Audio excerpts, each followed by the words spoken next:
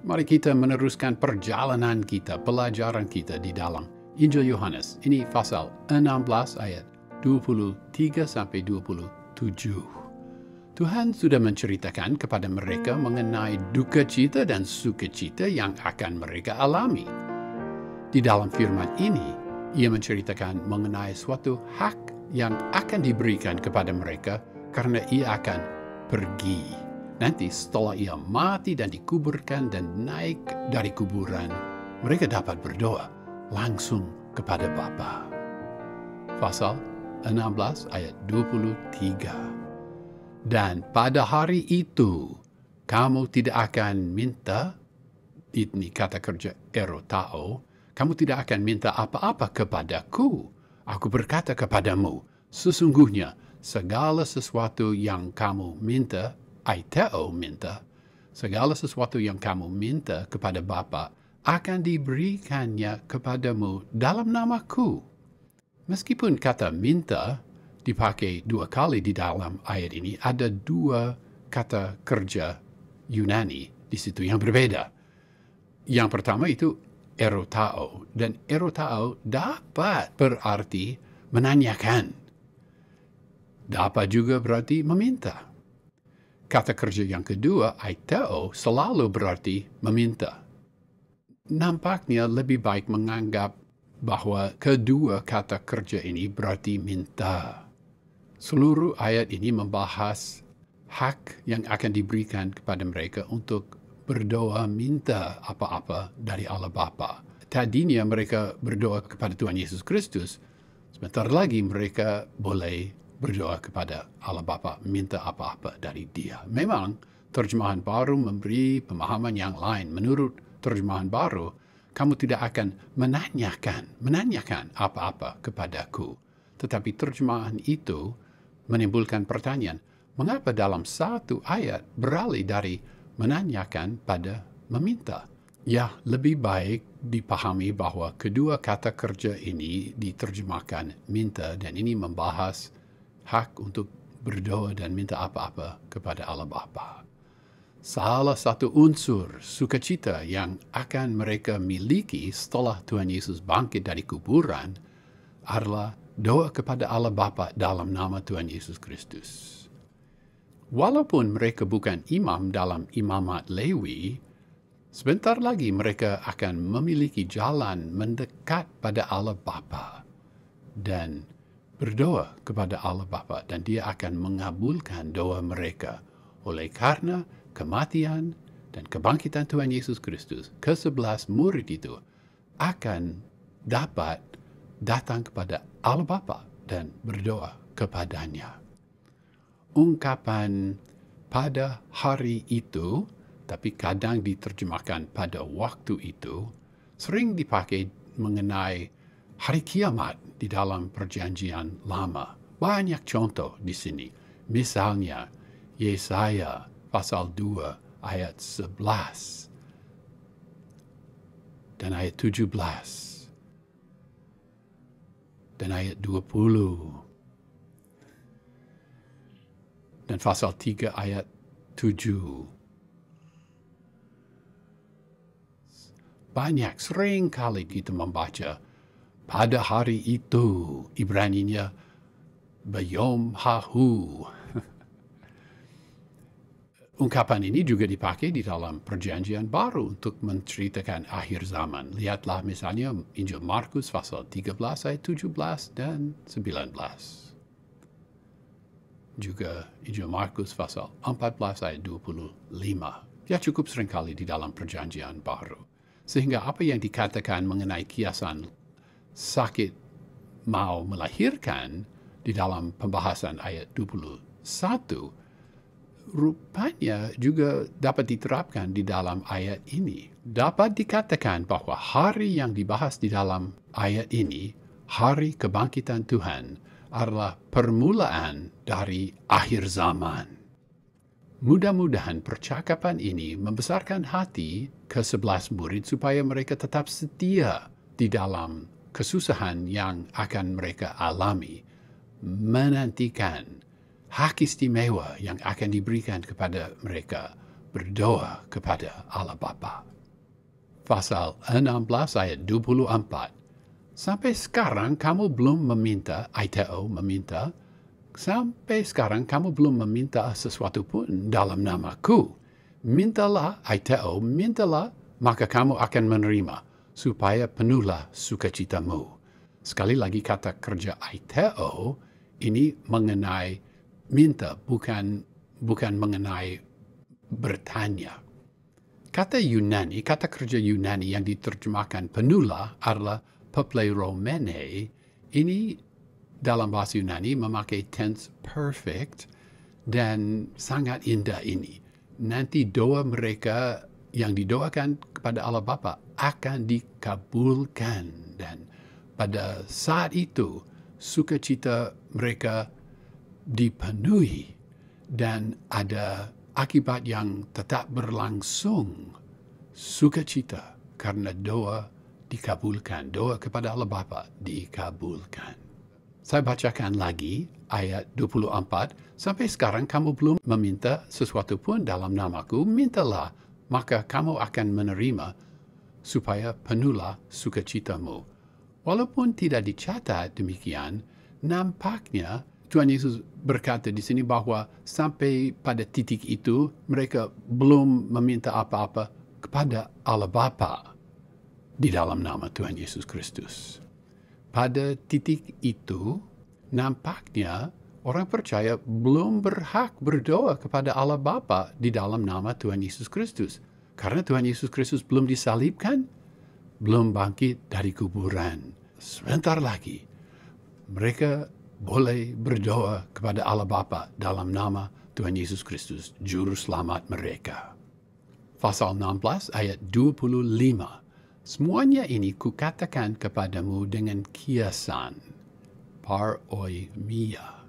Akan tiba jamnya, hora, akan tiba jamnya, aku tidak lagi berkata-kata kepadamu dengan kiasan, paroimia, tetapi terus terang memberitakan Bapa kepadamu. Kata paroimia dipakai 2 kali di dalam ayat ini, juga dipakai di dalam pasal 10 ayat 6. Itulah yang dikatakan Yesus dalam perumpamaan, paroimia, dalam perumpamaan kepada mereka. Tetapi mereka tidak mengerti apa maksudnya ia berkata demikian kepada mereka. Kata ini boleh diterjemahkan perumpamaan, tetapi ini bukan kata biasa untuk perumpamaan, yaitu parabole. Kata ini juga dapat berarti secara samar-samar, dan kita melihat kontras antara ucapan dalam kiasan dan ucapan yang jelas. Dan itu menarik, 2 kata Yunani yang dipakai, paroimia dan paresia. Saya suka bunyi dari 2 kata Yunani itu. Ungkapan akan tiba jamnya, erketai hora, dengan beberapa perubahan kecil, dipakai 13 kali di dalam Injil Yohanes. Misalnya, pasal 4 ayat 21 dan 23, pasal 5 ayat 25 dan juga 28, dan sebagainya, 13 kali. Sering ungkapan ini merujuk pada kematian dan kebangkitan Tuhan Yesus. Seperti di dalam Yohanes pasal 7 ayat 30, mereka berusaha menangkap dia, tetapi tidak ada seorang pun yang menyentuh dia, sebab saatnya, jamnya, horanya belum tiba. Tetapi juga ungkapan ini dapat merujuk pada kebangkitan pada akhir zaman, seperti di dalam Injil Yohanes pasal 5 ayat 28 dan 29. Janganlah kamu heran akan hal ini, sebab jamnya akan tiba, erketai hora, ya, bahwa semua orang yang di dalam kuburan akan mendengar suaranya, dan mereka yang telah berbuat baik akan keluar dan bangkit untuk hidup yang kekal, tetapi mereka yang telah berbuat jahat akan bangkit untuk dihukum. Di dalam ayat ini, satu ayat ini, Tuhan Yesus beralih dari hal doa para rasul pada Allah Bapa, berubah dia membahas bagaimana dia telah dan bagaimana dia akan berbicara dengan mereka. Di dalam ayat 12 dia berkata, masih banyak hal yang harus kukatakan kepadamu, tetapi sekarang kamu belum dapat menanggungnya. Dia masih perlu berbicara kepada mereka dengan kiasan, karena mereka belum dapat tahan, belum dapat memikul, belum dapat menerima kata-kata yang terlalu jelas. Meskipun demikian, kata-kata Tuhan Yesus Kristus yang dikatakan kepada para murid lebih jelas daripada kata yang dia pakai kepada umum, seperti apa yang diceritakan di dalam Injil Markus pasal 4 ayat 33 dan 34.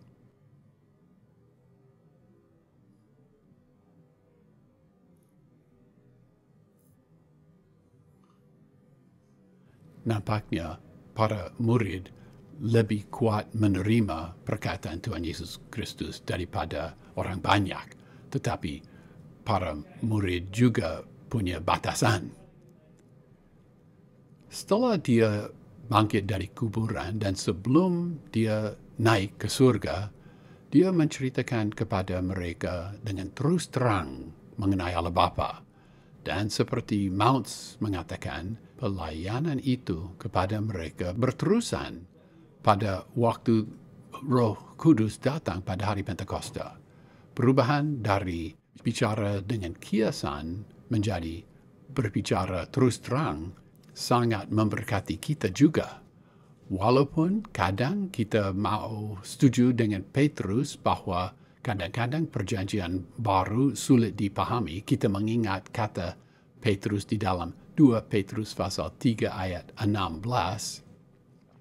Dalam surat-suratnya itu ada hal-hal yang sukar difahami. Ya, meskipun demikian, tetapi Tuhan berkata bahwa dia berbicara dengan terus terang. Jam yang disebut di dalam ayat ini juga dijelaskan di dalam ayat yang berikut. Di situ itu disebut hari itu. Pasal 16 ayat 26. Pada hari itu kamu akan minta, aiteo, dalam namaku. Dan tidak aku katakan kepadamu bahwa aku minta, erotao, bagimu kepada Bapa. Ya, adanya ungkapan pada hari itu berarti bahwa ayat ini menjelaskan lebih lagi mengenai jam yang disebut di dalam ayat yang sebelumnya. Sebenarnya semua ayat dari ayat 13 sampai 26 menceritakan jam atau hari yang sama, yaitu pada waktu Tuhan Yesus akan bangkit dari kuburan sebagai juru selamat yang mengalahkan maut.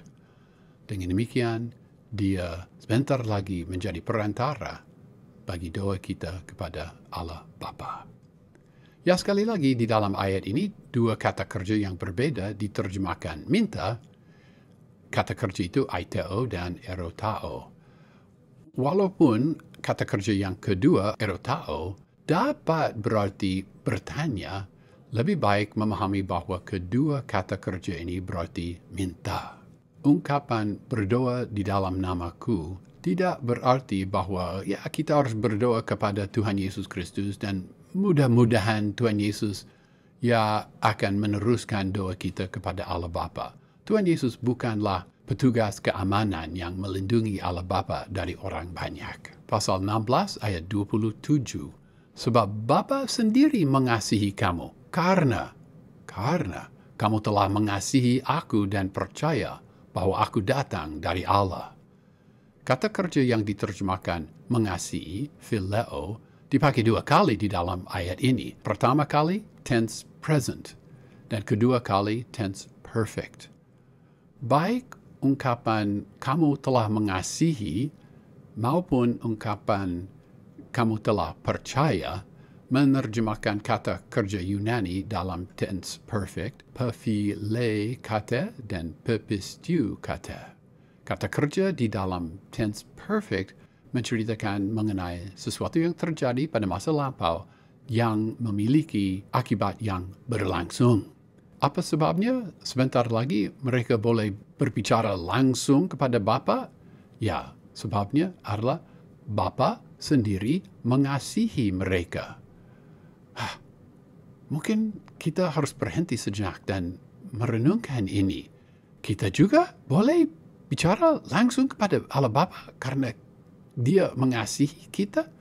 Tapi tunggu dulu. Ada penjelasan yang lebih lanjut. Mengapa Allah Bapa mengasihi mereka? Apakah ini kasih tanpa syarat yang Allah punya kepada semua orang percaya? Tidak demikian menurut ayat ini. Ayat ini tidak mengatakan itu. Ayat ini berkata bahwa karena mereka telah mengasihi Tuhan, maka Allah Bapa mengasihi mereka. Betul, lihatlah ayat ini. Karena mereka telah mengasihi Tuhan, maka Allah Bapa mengasihi mereka. Juga ditulis mereka telah percaya bahwa Ia datang dari Allah. Maka di sini, di dalam ayat ini, periksalah sendiri. Ada 2 syarat untuk kasih ini dari Allah Bapa. Syarat kedua, ringan bagi semua orang percaya. Ya, karena kamu telah percaya bahwa aku datang dari Allah. Ya, syarat itu ringan bagi kita. Kita juga telah percaya. Ya, tetapi syarat pertama itu perlu direnungkan, perlu diselidiki, perlu dipikirkan. Karena kamu telah mengasihi aku. Ya, kadang walaupun banyak orang tidak setuju, kita membaca di sini. Di sini misalnya, bukan hanya di sini, bahwa kasih Allah Bapa kadang bersyarat tergantung kegiatan atau sifat hati yang dikasihi. Apakah kita sudah memenuhi syarat ini? Apakah kita mengasihi Tuhan? Karena kasih Allah Bapa bagi ke-11 murid yang setia dan mengasihi Tuhan, mereka dapat berdoa langsung kepada Allah Bapa dalam nama Tuhan Yesus Kristus. Melalui penerapan, orang percaya yang mengasihi Allah Bapa juga dikasihi.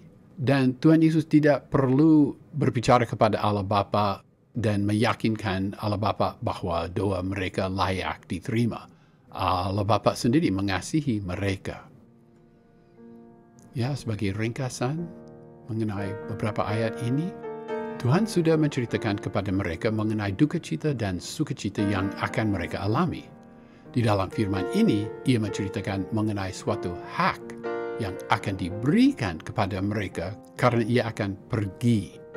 Nanti setelah Ia mati dan dikuburkan dan naik dari kuburan, mereka dapat meminta langsung kepada Allah Bapa.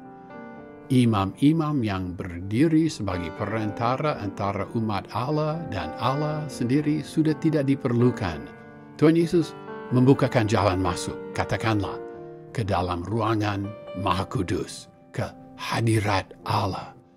Tabir bait suci terbelah 2. Mari kita percaya dan mengasihi Tuhan dan menikmati jalan masuk itu yang telah disediakan bagi orang percaya yang mengasihi Tuhan.